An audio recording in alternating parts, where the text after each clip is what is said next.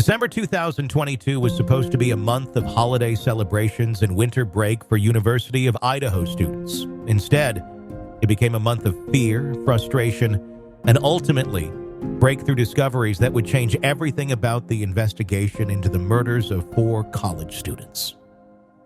As snow began to fall in Moscow, Idaho, covering the quiet college town in a blanket of white that seemed to muffle the ongoing terror, investigators were working around the clock processing what had become one of the most complex digital forensics cases in recent memory. The festive decorations that normally adorned downtown Moscow seemed surreal against the backdrop of an ongoing murder investigation. The university campus, which should have been bustling with students preparing for finals and winter break, was instead eerily quiet. Many students had already left for the semester, uncertain whether they would return in January. Those who remained moved in groups, avoided walking alone after dark, and constantly looked over their shoulders. Previously on Bryan Kohberger, how we got here. The FBI's full involvement transformed a local tragedy into a national investigation. The November 16th press conference revealed the detailed timeline of the victim's final hours, while behind the scenes, investigators were processing over 2,600 tips, executing more than 50 search warrants, and analyzing 4,000 crime scene photographs. On November 29th, a WSU police officer identified Bryan Kohberger's white Hyundai Elantra during a routine patrol, though this crucial piece of evidence wouldn't be recognized for its significance until weeks later. I'm Tony Bruschi, and this is our look back on how we got here in the case against Bryan Kohberger, and this is Episode 4, Digital Breadcrumbs and Desperate Searches. Today we're talking about how December 2022 became the turning point in the investigation, when cutting-edge genetic genealogy began working in secret, when a public appeal for information about a white Hyundai Elantra captivated the nation, and when digital forensics revealed a pattern of surveillance that had been going on for months before the murders. As December began, the investigation had reached a critical juncture. The DNA analysis of the knife sheath was nearing completion, but initial runs through the Codius database had failed to produce a match. This meant the killer either had no criminal history, had never been arrested in a state that collects DNA from arrestees, or had committed crimes before DNA collection became standard practice. For investigators accustomed to quick hits from DNA databases, this lack of a match was both disappointing and challenging. The combined DNA index system contains over 20 million genetic profiles from convicted offenders and arrestees across the United States. If someone's DNA is in CODIS, identification can happen within hours. When there's no match, investigators must pursue more complex and time-consuming methods. For many investigations, this would represent a dead end. Traditional detective work would continue, but without a DNA match, investigators would be forced to rely on witness testimony, circumstantial evidence, and painstaking elimination of potential suspects. But the Idaho murders case was about to benefit from one of the most advanced forensic techniques available: investigative genetic genealogy. This relatively new method had been used to solve decades-old cold cases like the Golden State Killer, and investigators were about to deploy it in real time on an active murder case. The technique represents a revolutionary approach to criminal investigation, combining cutting-edge genetic science with traditional genealogical research. Investigative genetic genealogy works by comparing crime scene DNA to genetic profiles that people have voluntarily uploaded to genealogy websites like GED Match and Family Tree DNA. When the system finds partial matches, genetic genealogists can build family trees to identify potential suspects. It's the same technology that millions of Americans use to trace their ancestry, but applied to criminal investigation. The irony is that this powerful law enforcement tool exists because of our collective desire to understand our family histories. Millions of Americans have submitted DNA samples to companies like 23andMe and Ancestry DNA to learn about their ethnic backgrounds and find relatives. Some of these people then upload their genetic data to public databases like GED Match, which allows anyone to search for genetic connections. What most people don't realize when they upload their DNA is that they're potentially providing law enforcement with a tool to identify criminals in their extended family tree. When someone commits a crime and leaves DNA evidence, investigators can search these databases for partial matches that might lead them to distant relatives of the perpetrator. The process is extraordinarily complex and time-consuming. Genetic genealogists start with a DNA profile from the crime scene and search for partial matches in genealogy databases. These matches might be distant cousins of the suspect, people who share a common ancestor several generations back. The closer the genetic relationship, the more recent the common ancestor. For example, if investigators find a third cousin match, that means the suspect and the match share great-great-grandparents. The genealogist must then build a family tree going back to those great-great-grandparents, identify all of their descendants, and determine which ones could potentially be the suspect based on factors like age, gender, and geographic location. Once partial matches are found, genealogists begin building family trees, working backward from the matches to identify common ancestors, then forward again to identify all the descendants of those ancestors. They're looking for male descendants who would be the right age and in the right geographic area to be potential suspects. This work requires expertise in both genetics and genealogy, combined with traditional investigative skills. Genealogists must verify family relationships using birth certificates, marriage records, obituaries, and other historical documents. They must track families through generations, accounting for name changes, adoptions, and geographic relocations. The genealogists also need to understand the science behind DNA inheritance. Not all DNA is passed down equally from generation to generation, and the amount of shared DNA between relatives can vary significantly. Understanding these patterns is crucial to building accurate family trees and identifying the most likely suspects. In the Idaho case, this work was being conducted in absolute secrecy by some of the most experienced genetic genealogists in the field. The FBI had contracted with specialized firms that had successfully solved dozens of cold cases using these techniques. These genealogists were working around the clock, sometimes 18-hour days, to identify potential suspects. The work was being conducted in secure facilities with strict protocols to protect the integrity of the investigation. Every family tree built, every potential suspect identified, and every lead developed was carefully documented and verified before being passed along to investigators. This process was happening parallel to the traditional investigation, unknown to the public and media, who were focused on more visible aspects of the case. While reporters were asking about progress in press conferences and families were demanding answers, genetic genealogists were quietly building family trees that would eventually lead to a suspect. The genetic genealogy work was also being conducted under intense time pressure. Unlike cold cases where investigators might have months or years to pursue leads, the Idaho murders investigation was still active and urgent. Every day that passed was another day that the killer remained free and the community lived in fear. While genetic genealogy work continued behind the scenes, investigators were also pursuing more traditional leads with renewed intensity. They had been analyzing surveillance footage from businesses and traffic cameras around Moscow, looking for any vehicles or individuals who had been in the area during the time frame when the murders occurred. This video analysis had become a massive undertaking involving dozens of investigators and FBI digital forensic specialists. They had collected surveillance footage from gas stations, convenience stores, traffic cameras, doorbell cameras, and security systems throughout Moscow and the surrounding area.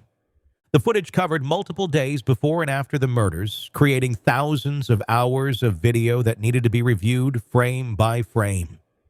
Investigators were looking for anything unusual. Vehicles that appeared multiple times, people walking in areas where pedestrians were uncommon, or any activity that seemed out of place for a college town in the early morning hours. The analysis had revealed something significant: multiple sightings of a white sedan in the area around the time of the murders. The vehicle appeared in footage from several different cameras, suggesting it had been driving through the neighborhood multiple times during the early morning hours of November 13th. What made this particularly significant was the timing and pattern of the vehicle's movements. This wasn't someone who happened to be driving through the area once. This was someone who appeared to be conducting surveillance or searching for something specific.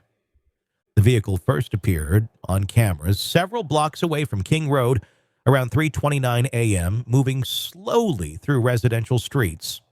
It appeared again on different cameras at 3:45 a.m., 4:04 a.m., and 4:20 a.m., each time in the general vicinity of the victim's house, but on different routes.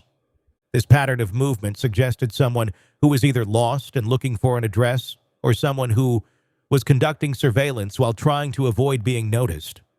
The timing during the narrow window when the murders occurred made the latter possibility much more likely. The challenge was identifying the specific make and model of the vehicle.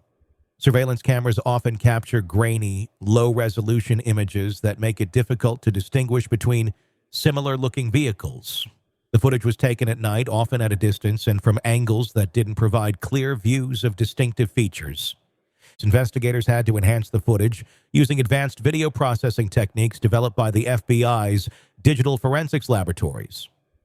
These techniques can sharpen images, improve contrast, and even extrapolate details that aren't clearly visible in the original footage. They also consulted with automotive experts who could identify vehicles based on subtle design elements, the shape of headlights, the curve of the roofline, the proportions of the windows. These experts could distinguish between vehicles that might look identical to untrained observers. The process required comparing the surveillance footage to reference images of dozens of different vehicle models. Investigators had to consider not just the make and model, but also the specific year, as manufacturers often make small design changes from year to year that can be crucial for identification. By late November, investigators had determined they were looking for a white Hyundai Elantra, model years 2011 to 2013.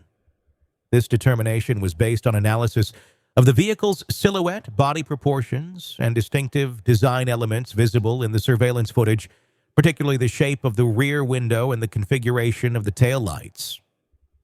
But knowing the make and model was only the beginning.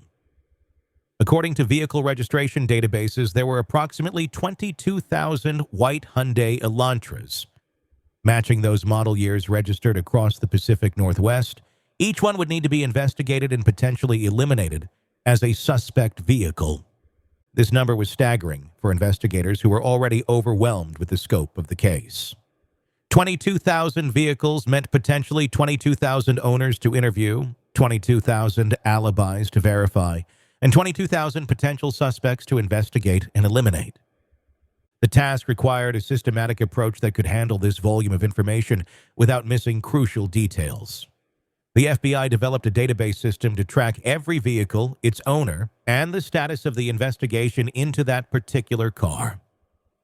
Each entry in the database included the vehicle identification number, registration information, owner's name and address, and space for investigators to record when and how each vehicle was eliminated from consideration.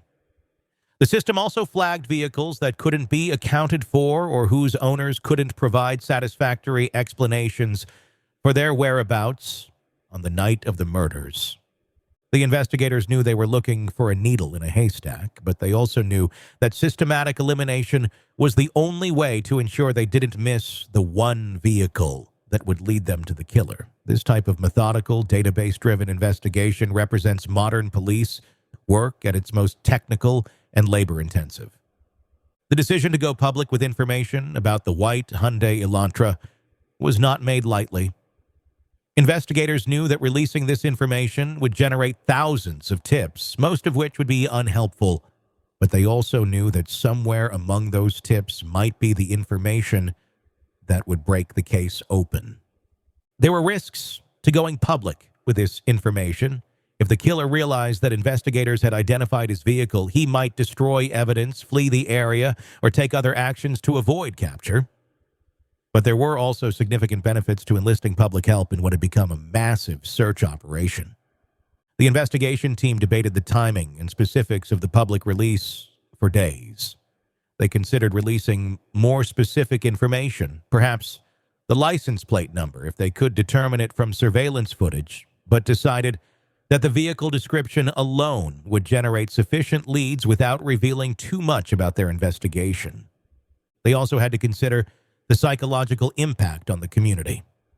Releasing information about a specific vehicle would provide people with something concrete to look for, which might help reduce the sense of helplessness that had gripped Moscow since the murders.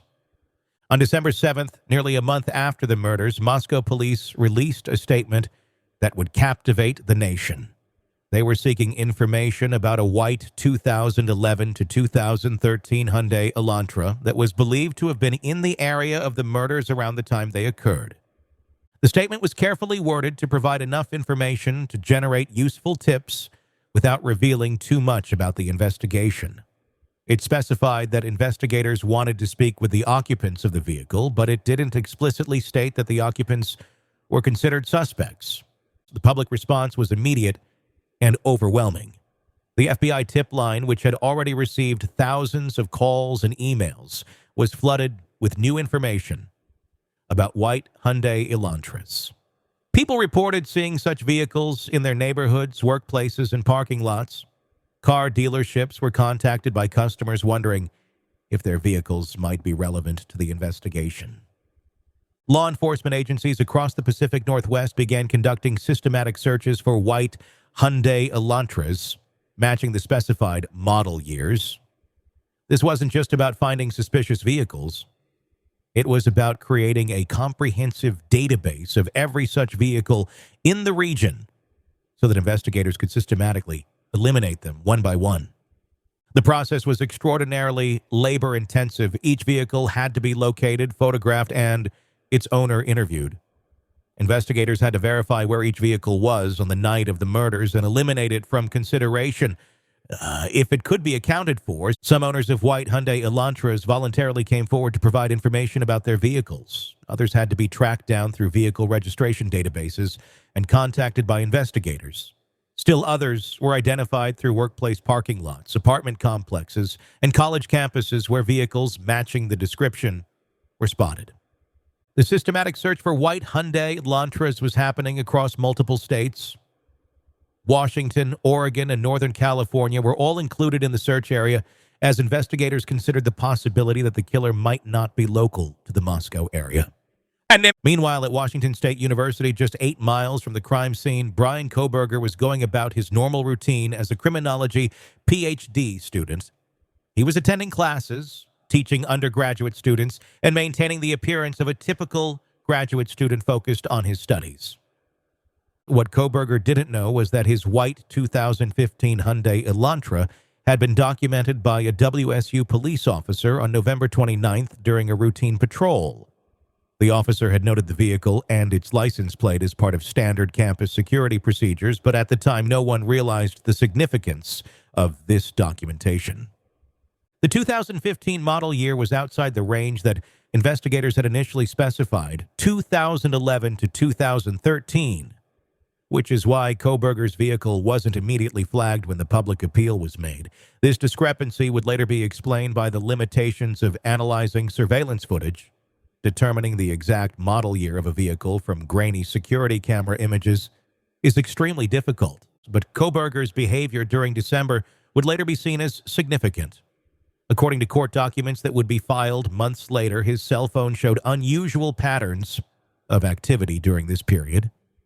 The phone that had previously connected to cell towers near the victim's house multiple times over several months suddenly went silent in the immediate area. Digital forensic specialists analyzing cell phone tower data would eventually discover that Kohberger's phone had connected to towers near the victim's house at least 12 times between June and November 2022, always during nighttime hours. This pattern suggested surveillance rather than coincidental presence. Someone had been repeatedly visiting the area where the murders eventually occurred, but during the crucial time window when the murders occurred, so between 2:47 a.m. and 4:48 a.m. on November 13th, Kohberger's phone had mysteriously gone dark. The device either had been turned off or had been placed in airplane mode, preventing it from connecting to any cell towers during the time when 4 people were being murdered just miles away. This type of behavior, suddenly ceasing normal phone activity during the commission of a crime, is something that digital forensics experts recognize as a red flag.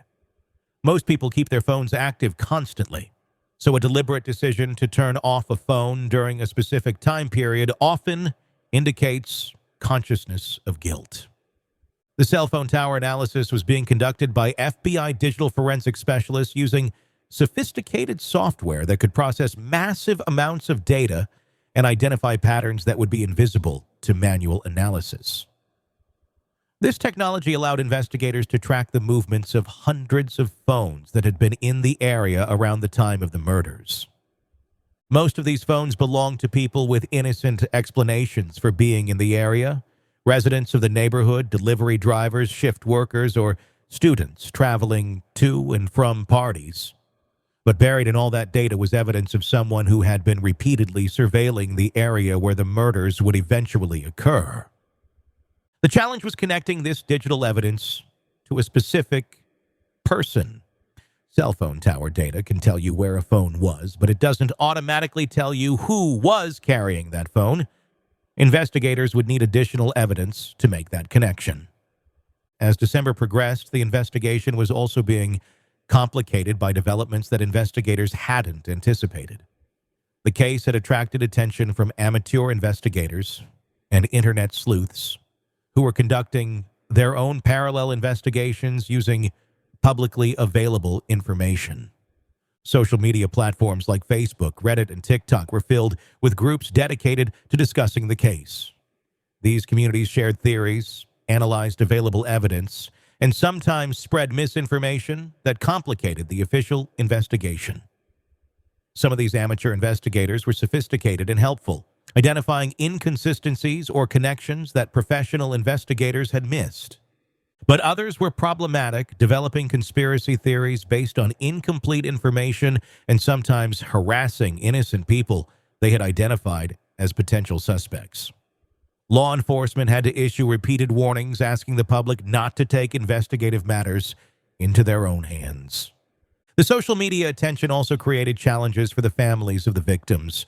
They were dealing not just with unimaginable grief, but with constant speculation about their children's lives and deaths. Some family members, particularly Steve Gonsalves, became increasingly public in their criticism of the investigation's pace and their demands for more information. In media interviews throughout December, Gonsalves expressed frustration with what he perceived as a lack of progress in the case. He called for more aggressive investigative tactics and questioned whether investigators were doing everything possible to catch his daughter's killer. These public statements created additional pressure on investigators who were already working around the clock. They understood the family's frustration, but they also knew that revealing too much information about their methods or findings could compromise their ability to successfully prosecute the case when they identified a suspect. Meanwhile, the university was struggling with its own challenges. Spring semester was scheduled to begin in January, but many students were reluctant to return to campus. Enrollment projections showed significant decreases as students transferred to other schools or took leave rather than return to Moscow. The economic impact on the community was severe. Local businesses that depended on student customers were seeing dramatic decreases in revenue. Restaurants, bars, coffee shops, and retail stores were all struggling as the student population that formed the backbone of Moscow's economy remained largely absent. Property managers were dealing with unprecedented numbers of lease terminations as students chose to break their housing contracts rather than return to the scene of such tragedy. The neighborhood around King Road in particular had become a place that many students were actively avoiding. But December also brought some moments of community solidarity. The December 7th announcement about the white Hyundai Elantra generated not just tips, but also expressions of support from across the country. People who had never been to Moscow were following the case and offering encouragement to the community. Local churches and community organizations organized prayer vigils and support groups for people struggling with the trauma of the murders. The University Counseling Center continued to see increased demand for services, but additional counselors from other institutions had been brought in to help meet the need. As December progressed toward the holiday season, investigators were working with a growing sense of urgency. They knew that every day that passed without an arrest was another day that the killer remained free, and the community lived in fear. They also knew that as time passed, evidence might be destroyed and witnesses' memories might fade. The genetic genealogy work was progressing, but it was a slow and methodical process that couldn't be rushed. Each potential family connection had to be verified. Each potential suspect had to be investigated and potentially eliminated. The work required patience and precision, qualities that were difficult to maintain under the intense pressure of a quadruple murder investigation. Unknown to the public, investigators were also secretly collecting additional DNA evidence that would prove crucial to the case. On December 27th and 28th, FBI agents conducted surveillance of the Kohberger family home in Pennsylvania and collected trash that had been placed at the curb for pickup. This type of investigation, known as trash pulls, is legal because once trash is placed on public property for collection, it's considered abandoned and no longer protected by Fourth Amendment privacy rights, but it requires careful planning and execution to ensure that any evidence collected will be admissible in court. The trash collected from the Kohberger home was rushed to FBI laboratories for DNA analysis. Scientists extracted genetic material from items that appeared to have been used by Bryan Kohberger, disposable utensils, tissue paper, and other personal items that might contain his DNA. The analysis would show that DNA from the trash matched the genetic profile from the knife sheath, with what court documents would later describe as 99.99998% certainty. This meant that the probability of the DNA belonging to someone other than Bryan Kohberger was approximately 1 in 5.37 octillion. But even with this DNA match, investigators weren't ready to make an arrest. They wanted to be absolutely certain they had the right person, and they wanted to ensure they had enough evidence to support a successful prosecution. They continued to gather additional evidence while preparing for what they knew would be a high-profile arrest. As December came to an end, the investigation had reached a critical turning point. DNA evidence pointed to a specific suspect. Digital forensics had revealed a pattern of surveillance, and investigators had identified the vehicle that had been at the scene of the murders. Bryan Kohberger was spending the holidays with his family in Pennsylvania, apparently unaware that law enforcement was closing in on him. He had driven cross-country with his father, ostensibly for a normal holiday visit, but investigators would later reveal that this trip included 2 traffic stops in Indiana that had raised suspicions. On December 15th, Indiana State Police had pulled over Kohberger's white Hyundai Elantra twice in less than an hour for following too closely behind other vehicles. At the time, these seemed like routine traffic stops, but they would later be seen as evidence of Kohberger's nervous behavior as he fled across the country. Meanwhile, back in Washington state, Kohberger's absence from campus was becoming noticeable. On December 19th, he was terminated from his teaching position at Washington State University for what officials described as behavioral concerns. The exact nature of these concerns wasn't made public, but the timing suggested that his behavior had become increasingly erratic. The community of Moscow was preparing for a new year that would bring either resolution or continued uncertainty. 4 families were facing their first holidays without their children, grieving losses that no parent should have to endure. A college town was wondering if it would ever feel safe again. But investigators knew that the breakthrough they had been working toward for nearly 2 months was finally within reach. The digital breadcrumbs that we all leave behind, cell phone tower connections, DNA traces, vehicle movements, had created a trail that led directly to a suspect who thought he had committed the perfect crime. And the advanced forensic techniques that had been developed to solve decades-old cold cases were about to be used to solve a recent murder in real time. Genetic genealogy, digital forensics, and traditional detective work had combined to identify a killer who believed he was too smart to get caught. On December 30th, as the year 2022 came to an end, law enforcement was making final preparations for an arrest that would shock the nation and provide long-awaited answers to families and a community that had been living in fear. The investigation that had begun with 4 college students' deaths was about to culminate in the arrest of a criminology PhD student who had been hiding in plain sight just 8 miles away from the scene of the crime. Next time on Bryan Kohberger, how we got here. The pre-dawn arrest that stunned the nation, the shocking revelations in the probable cause affidavit, and how a criminology student's academic expertise in criminal behavior became evidence against him in one of the most documented murder cases in recent history.